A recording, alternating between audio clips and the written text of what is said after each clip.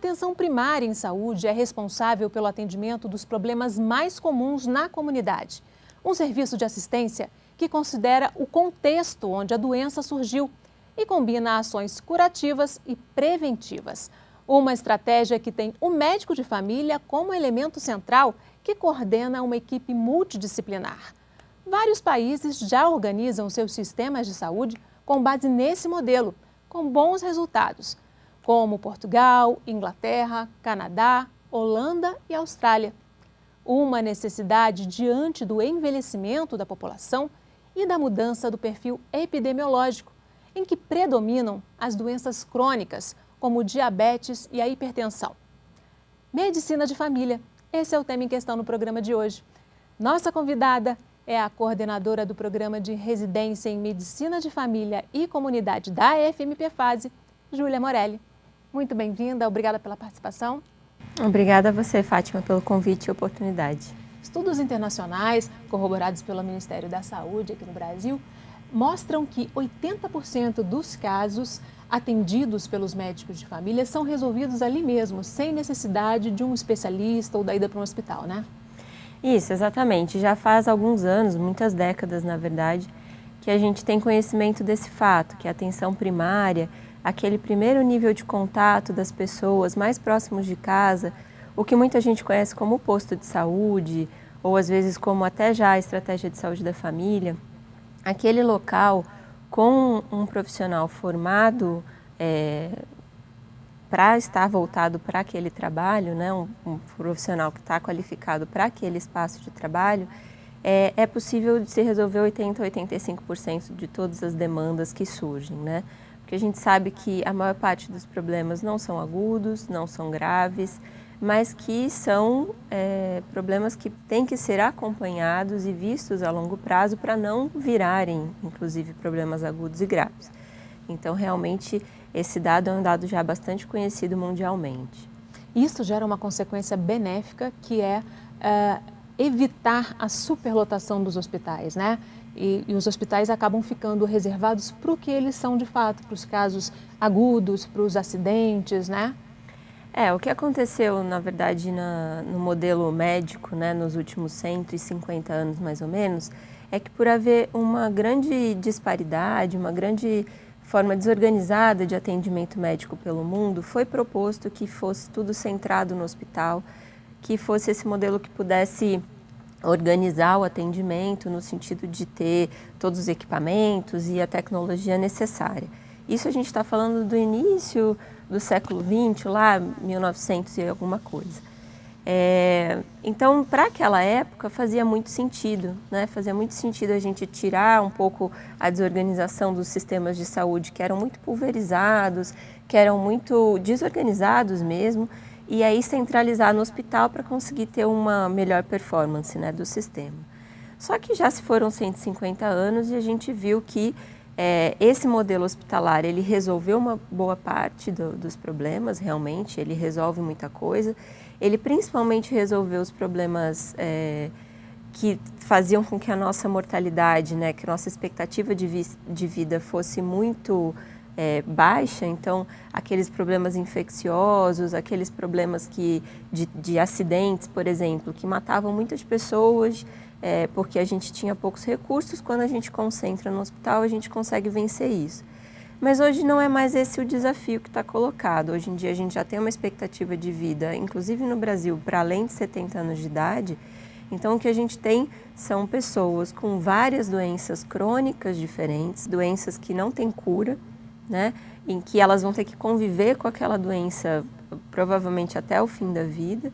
E saber manejar isso não é o ambiente hospitalar quem consegue resolver, realmente. Porque o hospital ele vai fazer aquele atendimento pontual, né? E essas pessoas, elas precisam de acompanhamento mesmo. Exatamente. Né? O hospital ele é muito bom e ele é muito capaz em resolver problemas agudos, realmente. Aquela coisa de, estou com dor no peito, acho que eu vou infartar, eu estou infartando, vou para o hospital, vou ver o que está acontecendo. A partir do momento em que é descartado que aquela dor no peito não é um infarto, toda a investigação, todo o acompanhamento e toda a prevenção para que aquela dor não seja um infarto no futuro, não pode ser feita no hospital, não é feita com qualidade no hospital e é feita realmente na atenção primária. Então, essa mudança de modelo que já está se dando em muitos países, já se deu, na verdade, em muitos países, também está acontecendo no Brasil nas últimas décadas. Inclusive, até os planos de saúde agora estão investindo nisso, né? Isso, os planos de saúde brasileiros, né, começaram a ter contato com isso. Já no caso dos planos de saúde, tem também bastante relação com redução de custos, porque a gente sabe que procedimentos hospitalares e qualquer diagnóstico que a gente se propõe a fazer, que demande equipamentos, demande exames, a gente sabe que isso faz com que cresça o custo em saúde, né? E os planos de saúde têm que, de uma certa forma, enfrentar um problema, porque muitos anos eles mesmos, vamos dizer assim, estimularam a cultura de que a gente deve procurar diretamente o especialista. É aquela coisa de você ter um livro do plano de saúde que você abre e você escolhe. Ah, estou com dor de cabeça, vou no neurologista. E escolhe o neurologista a partir da sua conveniência e vai. E muitas vezes não é o caso, tem que procurar outro, né? E fica essa ciranda, Isso, né? exatamente. O plano de saúde, então, ele estimulou a gente a fazer isso, a procurar direto o especialista, porque por muito tempo os lucros que eles tinham conseguiam cobrir essas despesas, vamos dizer assim, um pouco exageradas em termos de exames e tudo mais, que eram pedidos desnecessariamente. Mas agora chegou um momento em que os custos e as despesas que eles têm chegaram no limite. Então, a proposta também de rever essa questão de acesso ao especialista, do ponto de vista do plano de saúde, tem muito a ver com o custo. Mas a gente sabe que tem um outro lado muito importante, que é o lado do resultado, dos indicadores de saúde realmente. Porque quando a gente vai para um especialista, como esse exemplo do neurologista, ele é treinado para pensar nas coisas raras, ele é treinado para pensar nos diagnósticos mais difíceis. E ele geralmente vai, então, fazer pedidos de exames e prescrever pensando nessas coisas raras e difíceis de acontecer. Quando a gente vai para um médico generalista, para um médico que foi especializado em atenção primária, por exemplo, ele vai ser treinado para realmente separar o joio do trigo. E naquilo que for uma suspeita de ser alguma questão mais rara ou alguma coisa mais difícil, vamos dizer assim, ele vai conseguir fazer esses pedidos de exame. Mas naquele que a dor de cabeça tiver a ver realmente com o volume de trabalho daquele paciente, que tem a ver com algum tipo de carga que ele pegou, e ele vai conseguir orientar como é que vai resolver uma dor muscular, ele não vai fazer o pedido daqueles exames que seriam desnecessários. Então, é uma forma da gente ter um melhor resultado, porque a gente não leva o paciente a sofrer um estresse necessário de achar que ele tem um tumor cerebral, por exemplo, e a gente não vai fazer com que ele passe por uma série de exames que muitas vezes são invasivos, que muitas vezes geram sequelas e problemas, e aí a gente melhora então o resultado na saúde do indivíduo também, não só com relação aos custos. Isso porque o médico de família, ele tem um papel de coordenador desse cuidado, né? Mesmo quando ele encaminha para o especialista, o paciente continua sendo um paciente dele, ele vai continuar coordenando ali toda a outra relação. Por exemplo, é um paciente diabético que teve um outro problema que precisou de um especialista, mas ele está ali na coordenação, né? Isso, a gente brinca que na medicina de família a gente nunca dá alta para um paciente. Às vezes tem situações que a gente olha e fala, é muito comum, por exemplo, você ir num especialista, um gastro, um otorrino, um especialista focal, que é formado para olhar um órgão, alguma coisa específica. E ele falar assim, olha, esse problema não é comigo, esse problema eu já descartei aqui que seja um problema gástrico, então o senhor procura outro especialista. E aí a gente brinca que na medicina de família não existe essa frase, não existe esse problema não é comigo. Todo e qualquer problema do paciente é nosso problema também. A gente tem que saber lidar e entender isso no contexto de vida de cada paciente. Muitas vezes pode acontecer de não ser a gente quem maneje sozinho aquela doença, aquela questão. Então, a gente vai compartilhar o cuidado, eu gosto muito desse termo, né? A gente compartilha o cuidado com um especialista focal, por exemplo, eu tenho inúmeros pacientes que precisam de um ortopedista. Então, eles vão ser encaminhados por ortopedistas, mas eles nunca deixam de ser meus pacientes. Eles me trazem um retorno do que o ortopedista propôs, do que ele investigou, e a gente junto, muitas vezes eu pondero com o ortopedista. Será, colega, que não seria bom ir por esse caminho ou aquele? Então, a gente vai junto, compartilhando o cuidado do paciente. Até porque o paciente ele pode estar com um problema específico, mas ele tem os outros problemas que o médico de família sabe, né? E com isso também evita aquele problema do excesso de medicamento, né? Um paciente que vai no especialista, em vários especialistas, acaba sendo um paciente que toma muita medicação, né? Sim, a gente volta àquela conversa das várias doenças crônicas e do envelhecimento da população, né?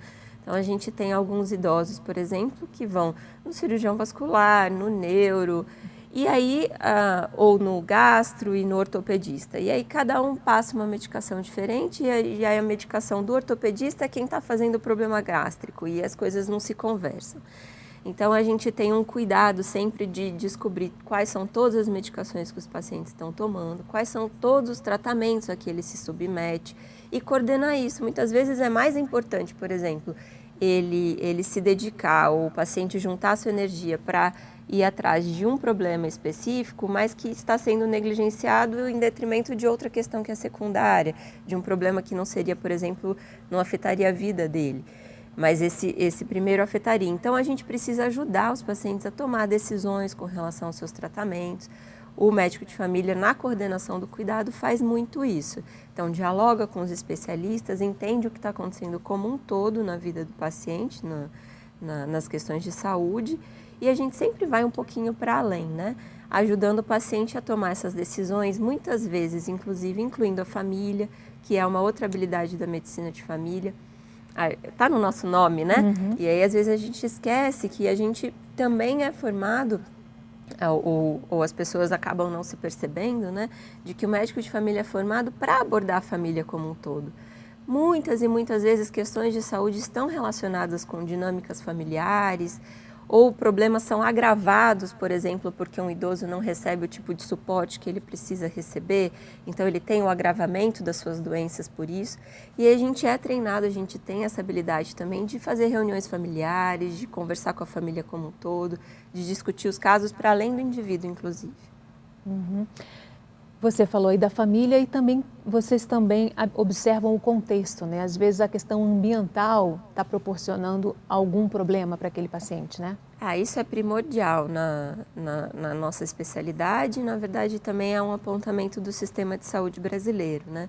A gente tem no sistema de saúde brasileiro essa relação íntima das equipes de saúde da família com um território, com uma certa unidade geográfica, vamos dizer assim, que ela é responsável por aquele território. Isso faz um diferencial imenso na medicina de família, no programa brasileiro, inclusive comparado com programas europeus, porque os programas europeus eles geralmente são baseados em listas de pacientes. Então, cada equipe ela recebe uma lista independente de onde o paciente mora.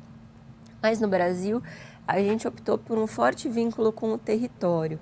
E isso faz um diferencial imenso que já gerou também, não só isso, mas outros aspectos do programa brasileiro já geraram muitos prêmios e muitas publicações internacionais felicitando o modelo brasileiro. Porque ao nós conhecermos o território, sabermos as condições de moradia dos pacientes, sabermos como é a dinâmica dele, por exemplo, eu tenho consciência perfeita de qual é a dificuldade do meu paciente descer para ir até uma farmácia. Eu trabalho no posto de saúde do Boa Vista, é um pé de montanha, né? Então eu sei onde os pacientes moram lá em cima, de forma muito isolada. Eu sei que custa R$8 para eles descerem e subirem de ônibus.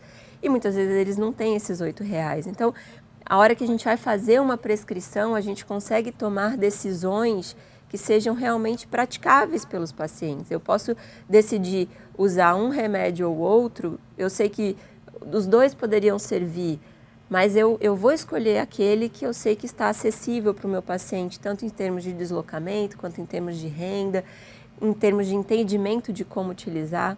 Então, quando a gente conhece a fundo a comunidade, a gente consegue tomar decisões mais vamos dizer assim, práticas e possíveis de serem levadas a cabo, né?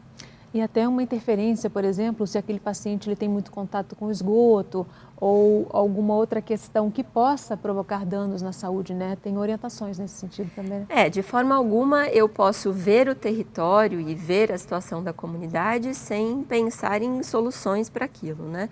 Então a gente, na verdade, vive, né, num país em desenvolvimento ainda e como uma profissão que está muito próxima das pessoas, junto com o restante da equipe, a enfermagem, os agentes comunitários, no caso do programa público, né?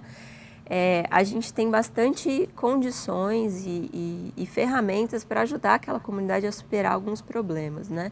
Então não é incomum a gente ver equipes de saúde da família agindo com relação a saneamento básico, agindo com relação a transporte público, agindo com relação a áreas de risco para deslizamento. Então, realmente a gente conhece muito, muito bem a comunidade e consegue contribuir com esse tipo de coisa.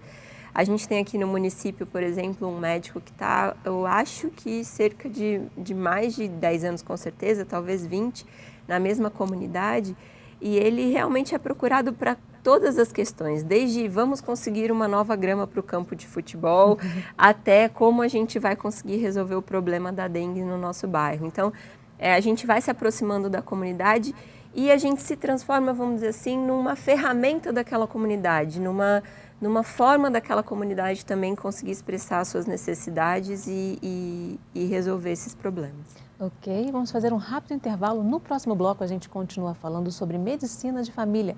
O Em Questão volta em instantes. Até já!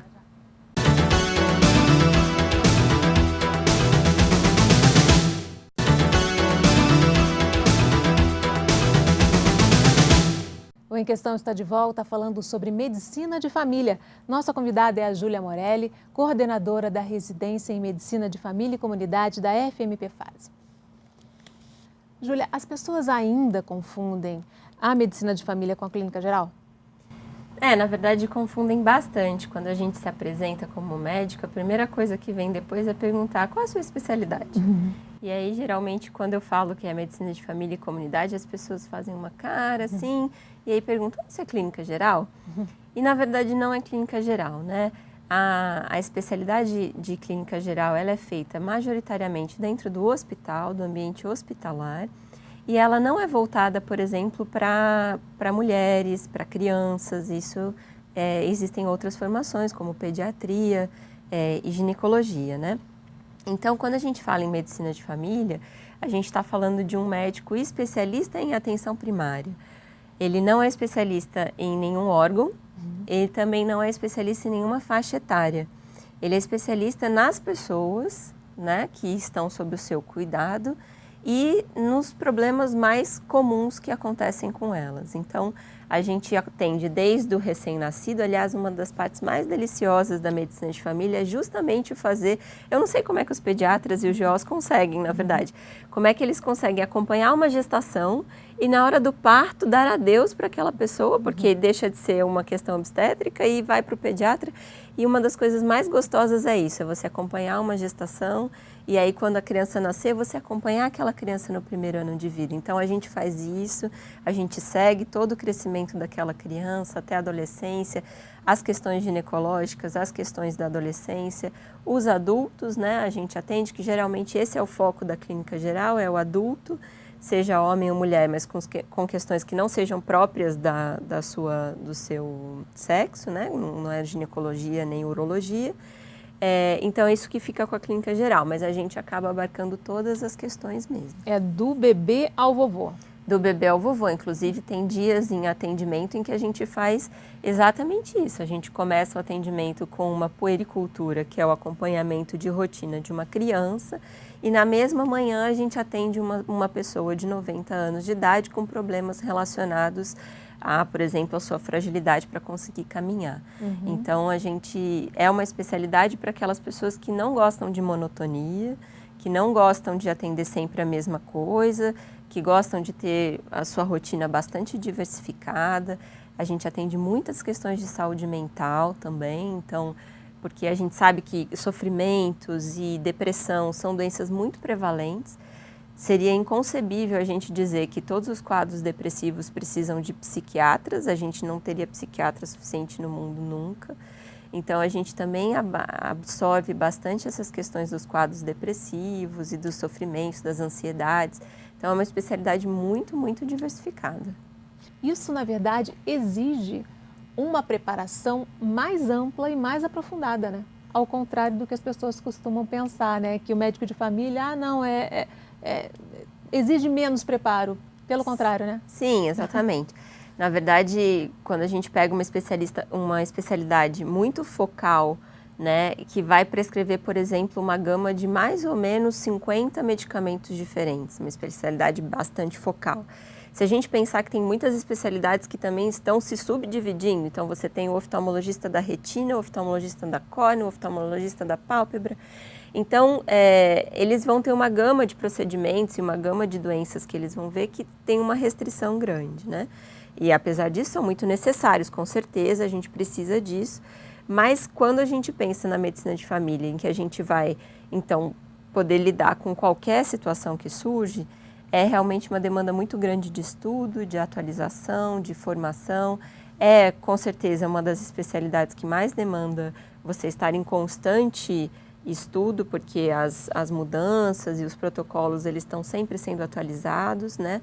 Então, a gente precisa estar sempre próximo dessa questão do estudo, né? Não deixar de fazer isso e ter uma formação muito sólida, né? Porque as bases dessa formação, é claro que muitos currículos na graduação já estão trabalhando muito a questão da atenção primária, já estão mostrando ao estudante de graduação o que é essa realidade. Mas quando a gente vai se tornar realmente o especialista em medicina de família e comunidade, é necessário você ter uma formação mais sólida, principalmente através da residência médica, que é o padrão ouro, né, que a gente chama, ou seja, é a forma mais completa de se formar numa especialidade, né? Então, realmente essa formação ela tem que ser bastante dedicada, a gente tem currículos, né, de formação de residência bastante interessantes, mas ainda temos uma realidade no Brasil, não sei nem se essa seria uma pergunta sua, temos uma realidade no Brasil em que a gente tem uma residência de 2 anos para medicina de família. Eu reconheço, até como coordenadora do programa de residência, que a nossa necessidade seria de mais tempo, 3 anos no mínimo. Mas, ao mesmo tempo, a gente também vê a necessidade do Brasil de ter mais médicos de família. Então, fica uma balança difícil de colocar em equilíbrio, porque a gente tem poucos médicos de família. Então, se do dia para a noite eu digo que a especialização agora, né, que a nossa residência passa a ser 3 anos, eu vou demorar mais tempo ainda para conseguir formar os médicos que o Brasil precisa. Então, por enquanto, a gente ainda forma em 2 anos num esforço bastante intensivo de prover essa formação com qualidade, mas eu acredito fortemente que no futuro, quando a gente tiver um número maior de médicos de família, essa formação vai se estender por mais tempo. E eu tenho esses números, né? O Brasil tem 5.570 municípios e 5.438 médicos de família e comunidade, ou seja, menos de um médico por município.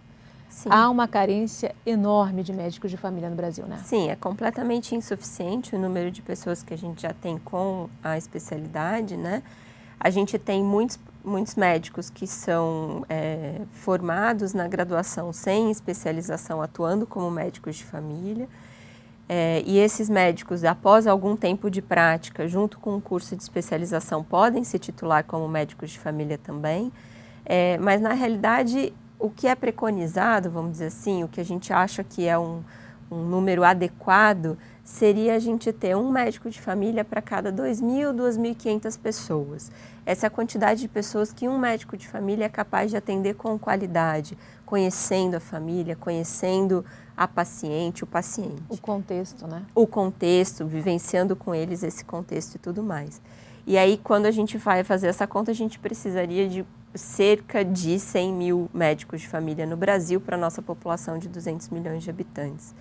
Então, a gente está muito aquém desse número, a gente precisa formar mais, a gente está cada vez construindo currículos que atraem mais os formandos para a área da atenção primária, mas a gente também tem que pensar nisso para depois da formação, né? Então, ele já se formou como médico de família, a perspectiva de carreira dele, como é, para que ele continue sendo um médico de família por todos os seus 30, 40 anos de carreira, né? Então, isso é realmente bastante importante para o Brasil pensar, e o Brasil pensou um pouco sobre isso quando fez a proposta do Mais Médicos, né? Na verdade, naquela época, o Mais Médicos surge no contexto de 2013, em que as pessoas estavam se manifestando com relação à qualidade dos serviços públicos. E aí, realmente, o que a gente tinha era uma realidade de que muitos municípios não tinham médicos de família, não tinham atendimento de atenção primária mínimo. Era sempre um município que mandava para outra cidade do lado, que era um pouco maior, e qualquer problema nunca era resolvido no seu próprio local de moradia. Além disso, centros urbanos muito grandes e complexos, né, como Rio de Janeiro, como São Paulo, em que você tem muitos médicos. A gente tem muitos médicos na capital, no Rio de Janeiro, a gente tem muitos médicos em Brasília, a gente tem muitos médicos em São Paulo, mas não necessariamente eles estão onde eles precisam estar. Então, nas periferias, nas comunidades? A gente não tem, a gente tinha realmente muito problema de fixação de médicos em comunidades, em lugares mais violentos, no caso do Rio de Janeiro, e também nos lugares mais afastados nessas cidades grandes, né? Então, o Brasil, né, pensou um pouco na resposta a isso através do programa Mais Médicos, que visualizou que era necessário um investimento federal, ou seja, a gente não poderia mais depender só do município para prover esse serviço médico, assistência médica. A gente tentou isso por quase 30 anos, né, desde a criação do SUS, quando a gente municipalizou a atenção à saúde. E a gente viu que em muitos lugares, esses que a gente já citou, isso não foi possível de se resolver. Então, foi um reconhecimento de que era necessário investimento federal para que isso pudesse ser resolvido. E, ao mesmo tempo, o Mais Médicos ele não centrou só no provimento, que a gente chama, do médico ali naquele local.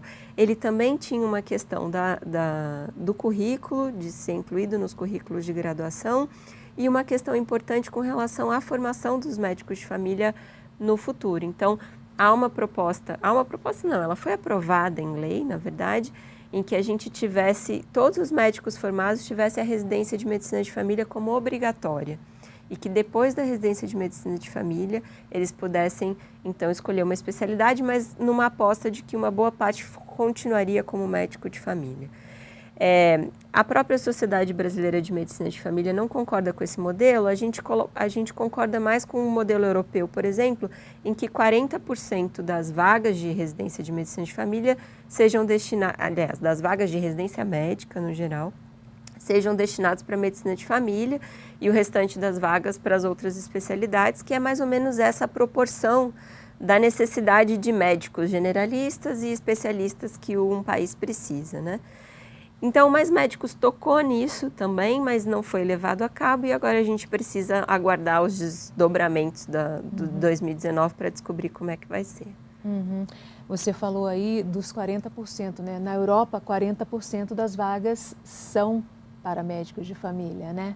Aqui no Brasil, a gente tem menos de 2% dos estudantes optando pela residência de medicina de família, né? No Brasil, ela é uma residência relativamente nova, né? A gente tem uma regulamentação a partir da década de 80 como especialidade. Se a gente pensar que a Inglaterra e os países nórdicos, por exemplo, investem em medicina de família desde o pós-Segunda Guerra Mundial, então, desde a década de 50, muito firmemente investindo em medicina de família, a gente só foi atentar para isso na década de 80. Isso tem a ver também com essa questão dos custos em saúde, porque a gente sabe que tem uma série de interesses envolvidos nessa questão também, mas de toda forma a gente já atentou para isso, a gente começou a desenvolver a especialidade de forma bastante forte nessas últimas décadas, tanto que, se a gente for ver, é a especialidade que mais cresce, apesar de ainda ser pequena, é a especialidade médica que mais cresce, né? Então, a gente, vamos dizer assim, estamos já enfrentando essa questão do déficit de médicos de família, mas falta bastante coisa ainda.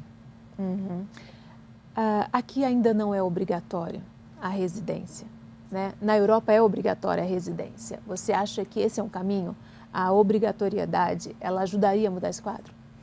Pois é, a lei do Mais Médicos, que se fosse implantada, tornaria a residência médica obrigatória para todos os formandos, ela não foi colocada em prática, né? Essa parte da lei não foi colocada em prática.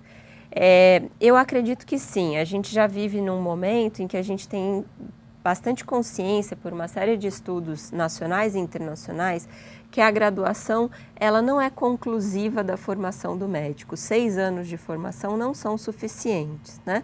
Isso já está bem colocado pelos estudos de educação médica. A gente precisa de uma pós-graduação. Então, eu entendo que sim, a gente precisa ter a residência médica obrigatória e concordo com a Sociedade de Medicina de Família quando coloca que 40% das vagas dessa residência médica obrigatória deveriam ser destinadas à medicina de família para a gente conseguir superar esse gap, né, esse déficit que a gente tem de médicos de família no país. Ok, vamos fazer mais um rápido intervalo. No próximo bloco a gente continua falando sobre medicina de família. O Em Questão volta em instantes. Até já!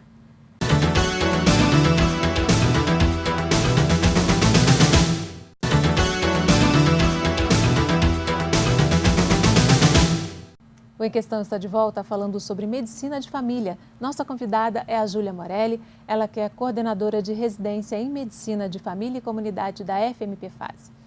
Júlia, em que difere o novo médico de família e comunidade do antigo médico que atendia toda a família? Olha, algumas questões são bastante similares ainda, né? Então, o antigo médico de família, ele tinha um olhar sobre aquele indivíduo e conseguia ver a pessoa para além da doença. Isso é alguma coisa que a gente nunca vai abandonar na medicina de família, né? Mas a realidade hoje é que a gente vive com um desenvolvimento tecnológico muito grande, com diversos desafios novos em termos de doenças e de multidoenças numa só pessoa. Então, o novo médico de família, ele tem que estar preparado para lidar com essa tecnologia também, lidar com esses novos desafios, né?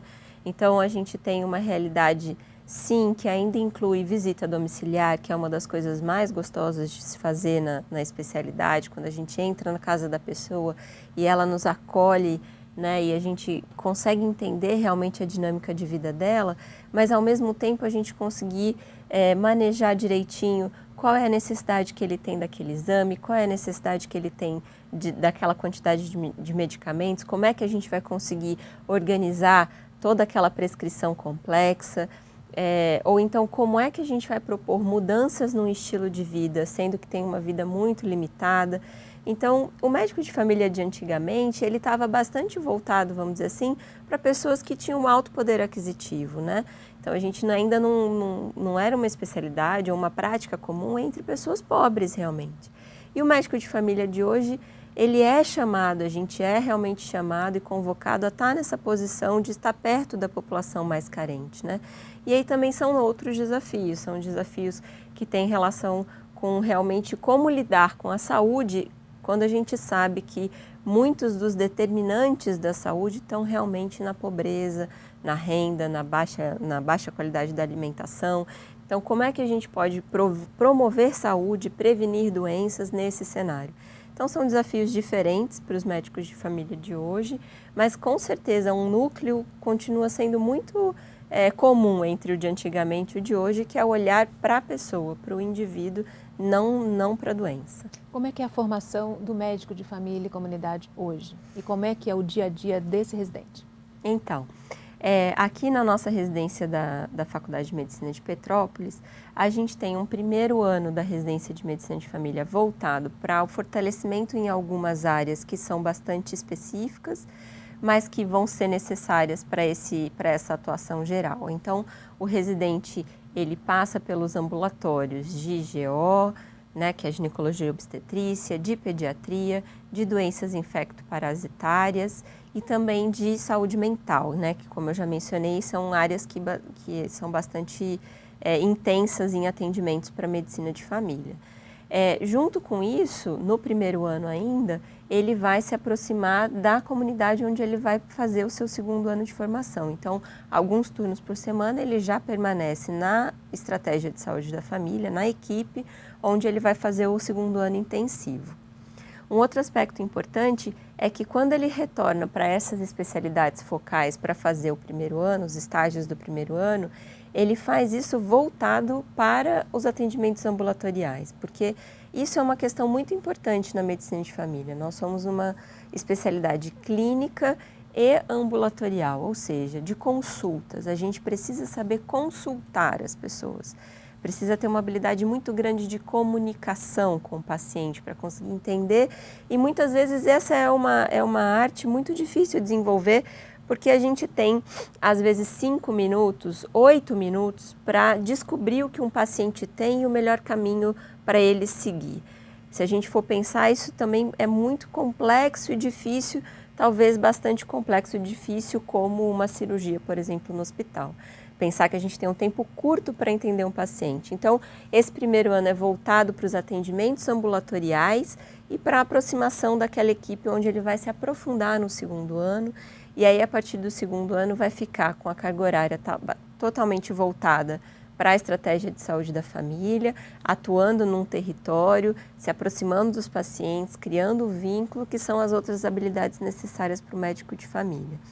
Além disso, na formação há um eixo teórico, né, com aulas teóricas. Toda residência pode e deve ter um eixo teórico que norteia os estudos dos residentes, né?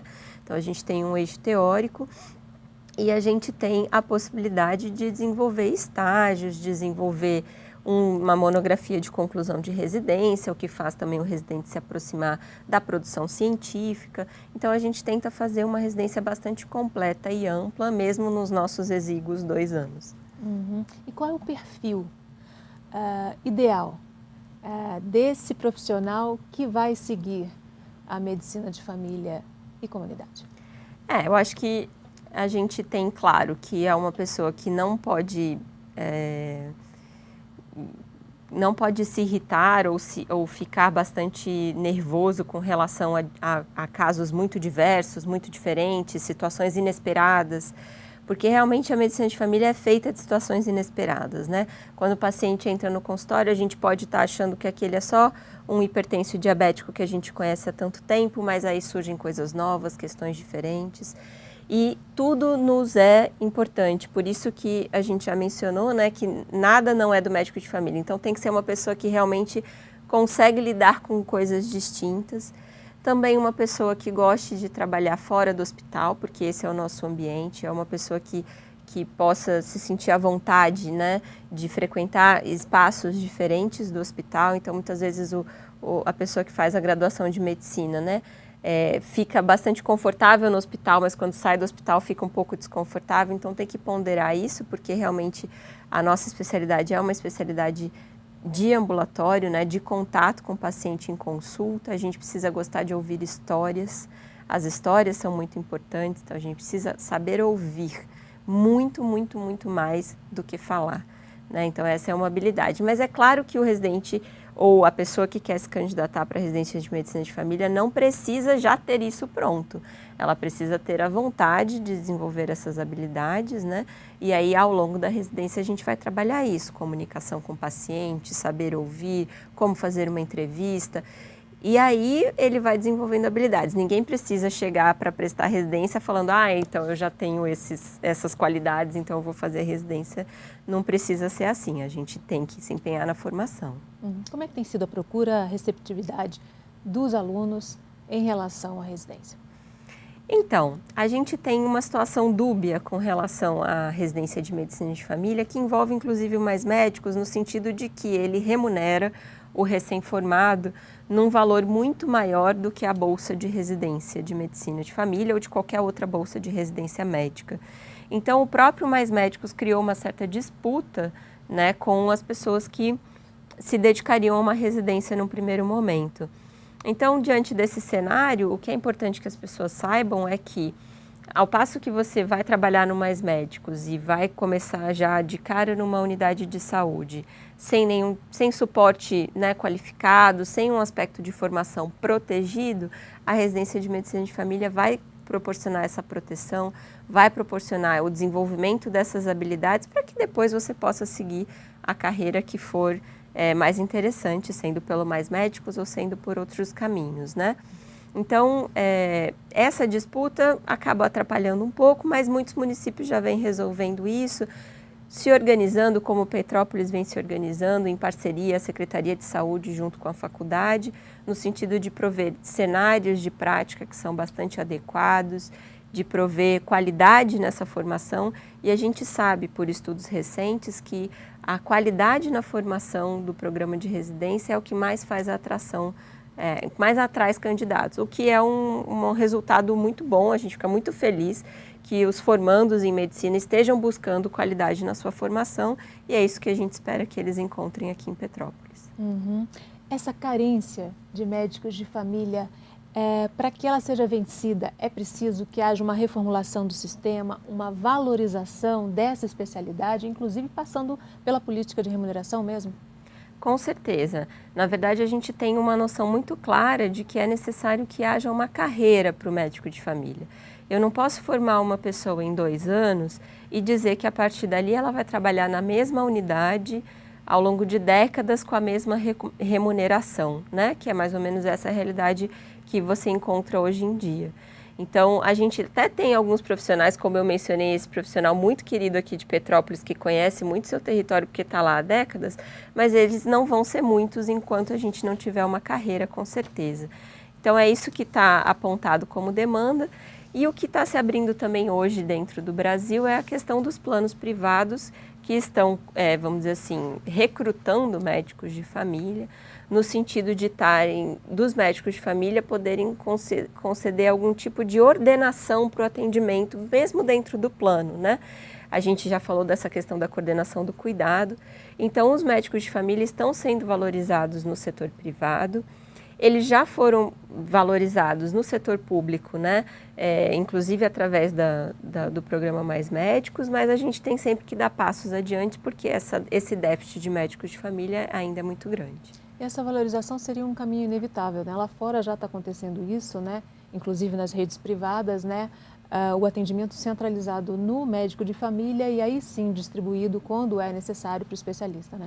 Sim, diante da organização da medicina mundialmente, a forma como ela se dá, os avanços tecnológicos que a gente já teve, os avanços de terapêuticas que a gente já teve, a gente encontrou um limite agora, né? Então, a gente avançou muito na expectativa de vida, na qualidade de vida, mas encontramos um limite. A gente só vai superar esse limite a partir do momento em que a gente conseguir entender os determinantes sociais de saúde e entender como é que a medicina vai conseguir relacionar esses determinantes com a pessoa, com o indivíduo. E quem é a especialidade que faz isso não tem jeito, é a medicina de família e comunidade, então não tem como fugir dela no futuro.